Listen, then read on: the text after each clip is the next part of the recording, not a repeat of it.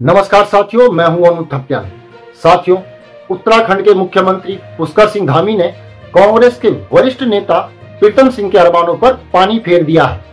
और यह बात मैं इसीलिए कह रहा हूं क्योंकि पंचायत चुनाव के नतीजे अब आ चुके हैं और पंचायत चुनाव के नतीजों में देहरादून जिला पंचायत की सीटों पर कांग्रेस बीजेपी के मुकाबले लगभग 2 गुना ज्यादा सीटों को जीत कर लाई है।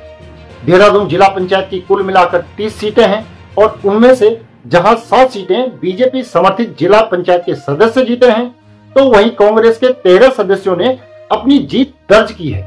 10 निर्दलीय सदस्य भी जीते हैं और अब ये मानकर चलिए कि उन्हीं निर्दलियों के हाथों में ये कमान है कि आखिरी में जिला पंचायत का अध्यक्ष कौन बनेगा। लेकिन कांग्रेस और भाजपा के बीच असली महासंग्राम तो अब शुरू हुआ है। साथियों, पूरी कहानी बताने से पहले मेरा आपसे आग्रह है कि सबसे पहले आप हमारे चैनल को सब्सक्राइब अवश्य कर लें।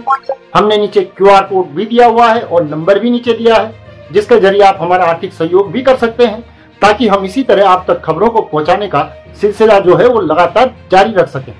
साथियों, वीडियो पसंद आए तो इसे शेयर जरूर करें और अपनी बेबाक राय हमें कमेंट करके अवश्य बताएं। साथियों, हम सभी जानते ही हैं कि इस चुनाव में भाजपा और कांग्रेस के कई दिग्गजों ने अपने परिवार से ही अपने राजनीतिक उत्तराधिकारी को लॉन्च किया, जिनमें जनता ने कुछ को तो नकार दिया तो कुछ को जीत का सेहरा भी पहना दिया है। कांग्रेस के वरिष्ठ नेता हैं प्रीतम सिंह। प्रीतम सिंह ने भी अपने बेटे अभिषेक सिंह को इस चुनाव के जरिए लॉन्च किया और अभिषेक सिंह बहुत अच्छे मार्जिन से चुनाव को जीत भी गए हैं। अब जाहिर सी बात है कि जब उन्होंने अभिषेक को चुनावी मैदान में उतारा होगा तो उनके मन में यह ख्याल तो जरूर रहा होगा कि अपने बेटों को वह जिला पंचायत का अध्यक्ष बनाएंगे। और चुनाव परिणाम के साथ राजनीतिक समीकरण भी उनके पक्ष में ही आ गए थे, क्योंकि कांग्रेस को बीजेपी के मुकाबले वहां पर लगभग 2 गुना ज्यादा सीटों पर जीत हासिल हुई है। और अब यही जिला पंचायत के सदस्य मिलकर वोटिंग करके अपने अध्यक्ष का चुनाव भी करेंगे।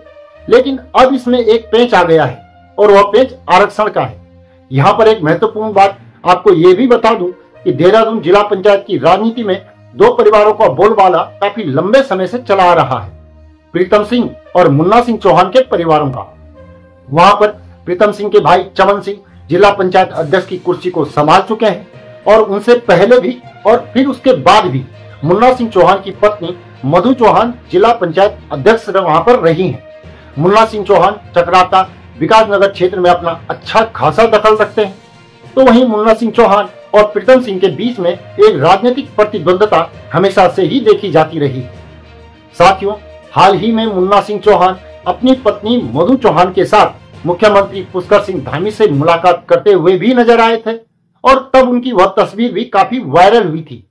और अब जो देहरादून जिला पंचायत अध्यक्ष की सीट है वह किसी महिला के लिए आरक्षित की गई है, तो अब ऐसा आंकलन लगाया जा रहा है इसके पीछे राजनीति जो है वह मधु चौहान को एक बार फिर से मौका दिया जाने का हो सकता है।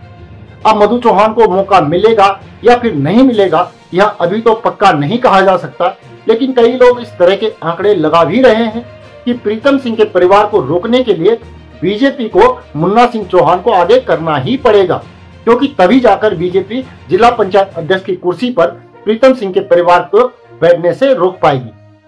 अब जो जिला पंचायत के निर्दलीय सदस्य हैं उनके ऊपर ही सारा दारोमदार है, सारी बागडोर है।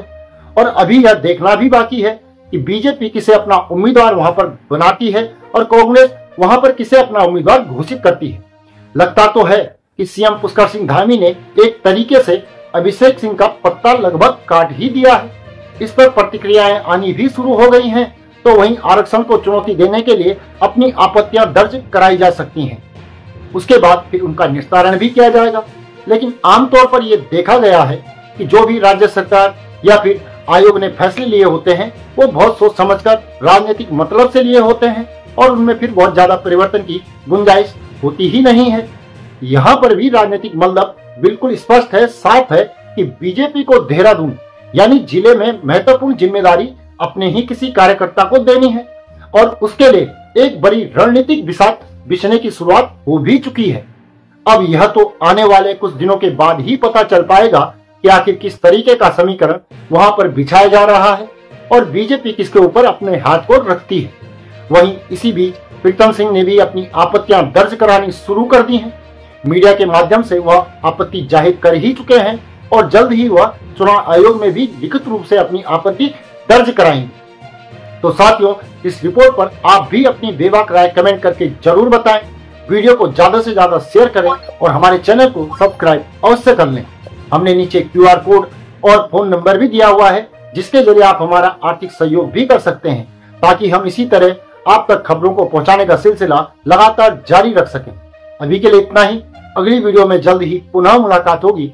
तब तक के लिए नमस्कार।